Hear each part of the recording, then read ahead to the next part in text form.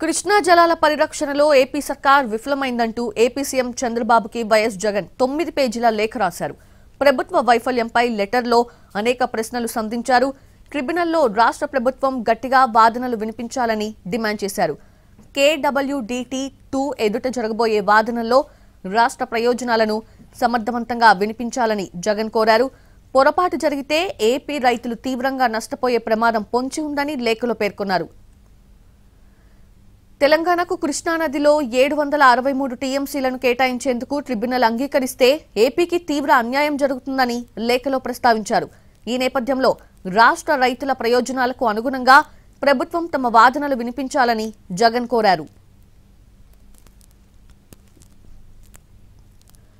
రాయలసీమ ప్రాజెక్టులపై టీడీపీ ప్రభుత్వం నిర్లక్ష్యంగా వ్యవహరిస్తోందని జగన్ లేఖలో ఆరోపించారు.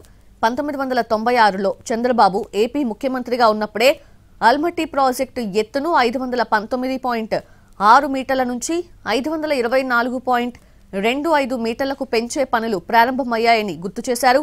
ఆ సమయంలో రాష్ట్ర వ్యాప్తంగా ప్రతిపక్షాలు, రైతులు దీన్ని తీవ్రంగా వ్యతిరేకించారని లేఖలో కోట్ చేశారు. ఆల్మట్టి ఎత్తు పెంపు వల్ల ఏపీ హక్కులకు ముప్పు ఏర్పడుతుందని, దీనిపై అప్పట్లో ఎన్ని ఆందోళనలు చేసినా చంద్రబాబు పట్టించుకోలేదని జగన్ రాసుకొచ్చారు.